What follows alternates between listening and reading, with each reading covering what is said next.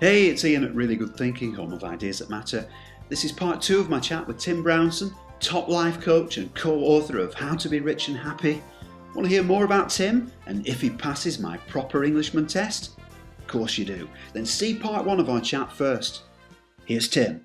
Well, an anchor is just a conditioned response. So an anchor is, people have loads of anchors about. I mean, probably negative anchors tend to be the strongest. Not always, but they tend to be. So an example I'll use is of a negative anchor would be somebody that gets really, really drunk and makes themselves genuinely ill. Yeah. Now, often it tends to be drinks like tequila, because if people are drinking slammers, they can drink it quick, the way past the limit before they realise they're way past the limit. Do you know what I mean? So what happens is they're really ill, and then literally the smell of tequila after that can reproduce those same feelings. Yeah. What happens is there's an expression that used in neurophysiology that neurons that wire together fire together. And what happens is there's a physical connection caused in the brain. So the smell triggers the same reaction. It's connected to that reaction, even though the person's not even drunk it. So we can create our own anchors. So we may have an anchor, taste is a strong one, smell. So you may get up in the morning and get a waft of newly mown grass. Yeah. It may take you to a time back in your childhood where you used to do something on a football, play football or whatever it is. Do you know what I mean? So that's an anchor. It's a link between two events that aren't necessarily connected. Yeah. But so we can set our own by replicating behaviours. If you want to be able to say, do something like that or something like that and create like a state of confidence or a state of enthusiasm or whatever it is, you can do it. So go and research NLP anchoring or conditioned responses or something like that. Yeah. And people can look. Come to my blog. I've written on it several times. I've done a couple of YouTube clips. Yeah, there's a really good one on your blog about this. That's where I kind of got the idea to ask you this question, because I thought it's something I'd like to use. But, I've got loads of... Here's the thing. I've got loads of behaviours that I'm really, really keen to change, but I've found it hard to do them, or to change them, to get, to move to the next level with some behaviours. So I think I'm going to look up that blog post and see... Well, I'll tell you what, give me an example. Let's talk it through, because anchors is not necessarily the best thing to change behaviour. All right then. Well, not that I want to turn it on to me, but anything to do with paperwork and admin is just, it's so boring. I have to switch off. And even though I tell myself I've got to change, I can't seem to shift that mindset. Now, there must be loads of people who read my blog, Really Good Thinking, who read stuff on the blog, or they read your blog, or they discover all this amazing stuff, and they think, I'm going to do that. But they feel powerless to break those behaviours that seem to hold us back. And that's just one example from me. I could give you loads more, but that's just one.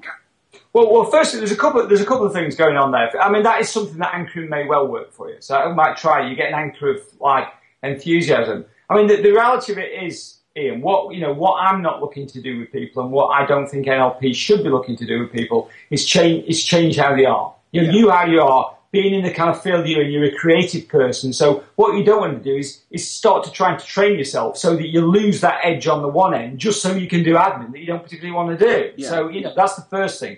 Second of all, as a coach and listening to you speak, then it was interesting to hear your language. You said to me, this is stuff that I've got to do. Well, the reality of it is, it isn't stuff you've got to do. So what you can do, you can change the words you use, because the words are explaining your internal subjective experience. You can change the word and say, do you know what, I want to do this. You can't use a word like that and be congruent and not have an uplifting feel. Now, the thing is, people are going to say, oh, that's not realistic, it's not true, and all sorts like that. Well, all right, fair enough, stay with being miserable about it. But if you can say, I want to, I choose to, I love to, it'd be fun to, or whatever, you send different messages to your unconscious mind. This is not woo-woo stuff I'm talking about here. This is proven, science. Yeah. Every communication you make is a communication with yourself. Yeah. So if you're telling yourself, these are things I need to do, I must do, you're going to get, you're going to drive yourself down and down and down and down. Not only that, but when you keep saying stuff and you don't do it, your unconscious mind's like going, whatever. Yeah, I've heard it all before. It's not going to happen. You say I must do it as many times as you want. I'm not doing it.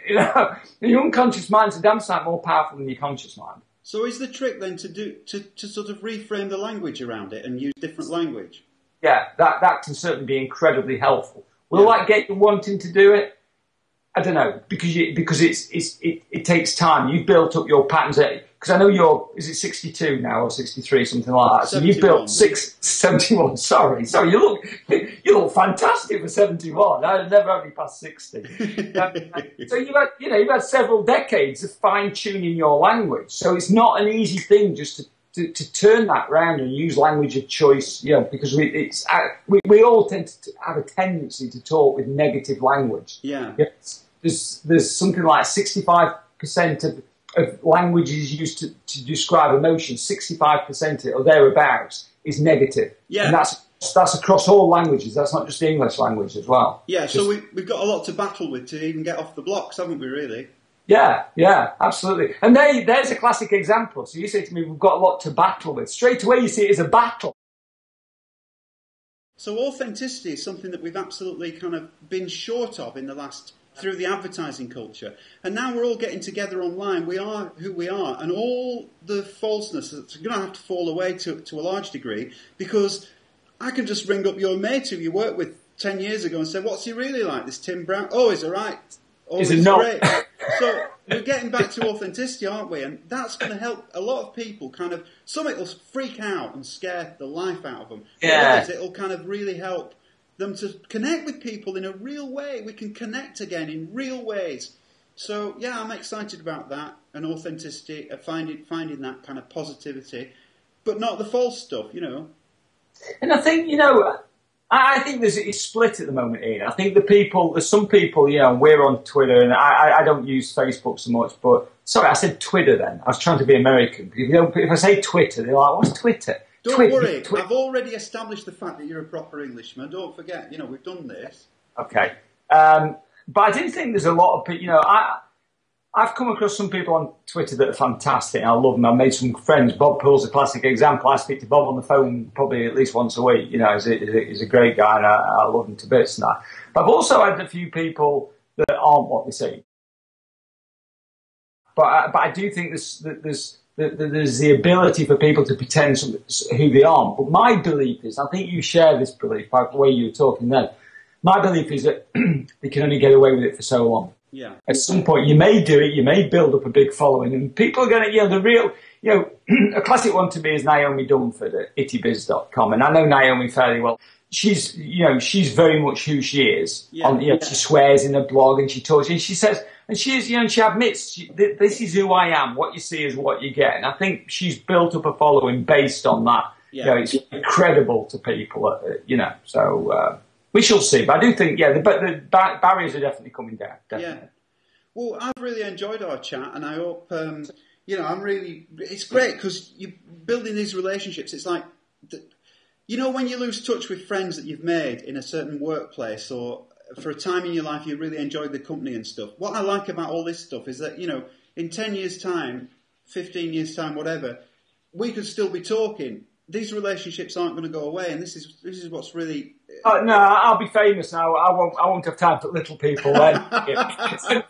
I'll have a yacht somewhere. I'll be down in Belize or something like that. So don't bank on it. Nice one. Well, really appreciate you taking the time to do this. It's been really good. I think we've just been chatting away, and it's been fantastic. I've really enjoyed it. So. Thanks for your insights and your help with understanding some of those triggers and stuff for changing behaviour. I think people should check out your blog, A Daring Adventure, and try and find the stuff on there that we've alluded to, and I'll put some links down below as well. So Tim, thanks so much for joining me on Really Good Thinking. This is Ian Aspin, Really Good Thinking. Think better, feel better, take an aspirin. I'll catch you later.